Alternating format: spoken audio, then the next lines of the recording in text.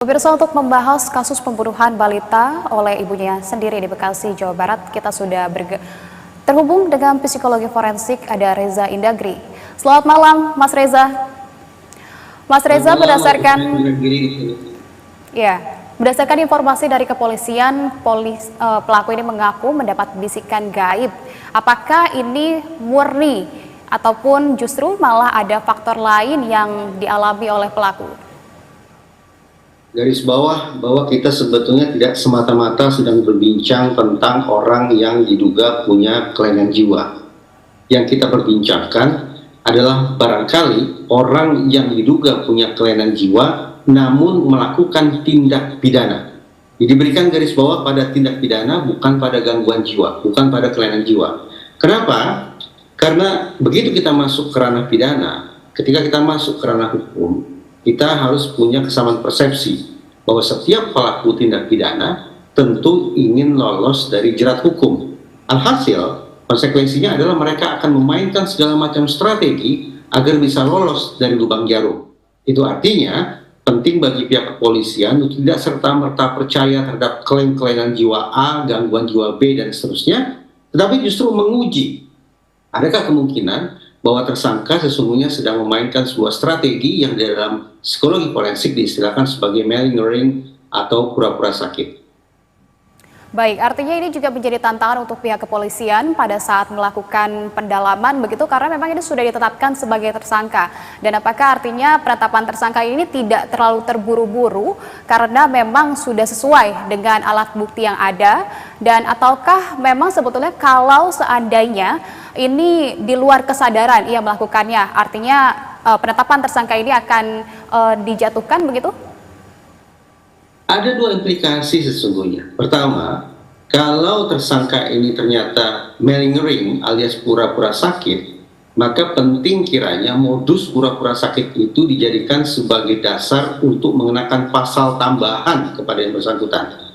Yaitu misalnya terkait dengan pasal mempersulit atau merintangi proses penyidikan. Dengan dikenakan pasal berlapis, harapannya adalah semakin sulit tersangka untuk lolos dari jerat hukum. Bahkan sekiranya divonis bersalah, hukumannya akan bisa lebih berat lagi. Baik. Atau implikasi yang kedua, kalau tersangka memang betul-betul memiliki kelainan jiwa tertentu, maka ada pasal 44 yang tanda petik bisa dimanfaatkan agar yang bersangkutan kemudian lolos dari jerat hukum. Namun teman-teman di otoritas penegakan hukum, khususnya kepolisian, semestinya tidak abai terhadap pasal 44 ayat 2 KUHP. Yang bunyinya kurang lebih ketika ada seorang pelaku pidana dinilai punya kelainan jiwa, hakim akan bisa mengirim yang bersangkutan untuk menjalani pengobatan. Bunyi pasal 44 ayat 2 semacam ini menunjukkan kepada kita bahwa betapapun pihak kepolisian menemukan bahwa tersangka punya kelainan jiwa, proses hukumnya seharusnya tetap berlanjut sampai ke pengadilan. Karena bukan polisi, melainkan hakimlah satu-satunya otoritas yang punya kewenangan untuk menilai, untuk menyimpulkan, untuk memutuskan apakah terdakwa betul-betul berkelainan jiwa atau tidak sesungguhnya. Baik, nanti ketetapannya akan dilakukan di pengadilan begitu, tapi kalau dari sisi psikologis sebetulnya faktor apa saja yang bisa menjadikan orang tua ini melakukan hal keji, terutama tragedi yang cukup mengerikan begitu kepada anaknya sendiri? Ketika berbincang atau menyoroti kasus-kasus kekerasan yang ekstrim semacam ini, saya selalu meletakkan 3 kemungkinan di depan kita. Pertama, memang adakah kemungkinan bahwa pelaku memiliki kelainan jiwa tertentu yang membuat dia kehilangan kewarasan sehingga sampai hati untuk menghabisi darah dagingnya dengan cara yang sedemikian brutal. Itu kemungkinan pertama. Kemungkinan yang kedua, seberapa jauh kemungkinan bahwa tersangka atau pelaku secara umum dipengaruhi oleh zat-zat kimia terlarang, nafzat, yang juga sama efeknya mempengaruhi kemampuan berpikir yang bersangkutan sehingga kemudian tidak bisa menilai situasi secara objektif dan melakukan tindakan yang sedemikian fatal.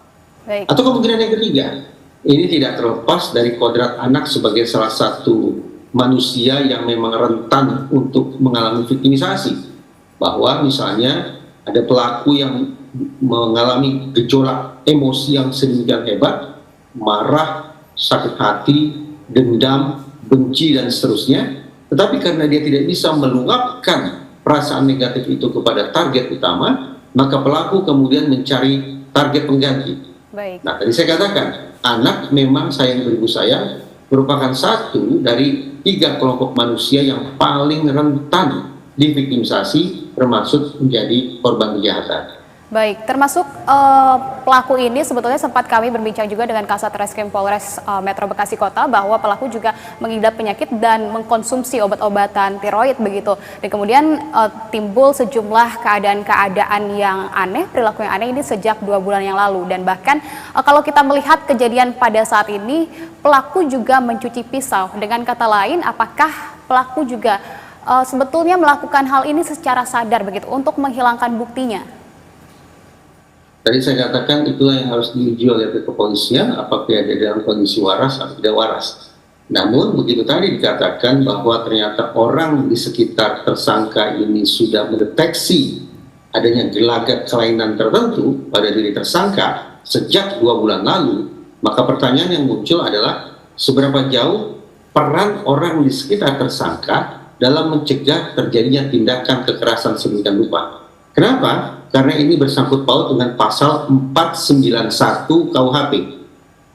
Pasal 491 KUHP bunyinya kurang lebih bahwa orang yang bertanggung jawab untuk menjaga orang lain yang punya kelainan jiwa, namun kemudian pihak yang seharusnya menjaga itu melakukan kelalaian, sampai-sampai si pengidap kelainan jiwa melakukan tindakan kekerasan, maka pihak yang bertugas atau bertanggung jawab untuk menjaga ini juga bisa dipidana.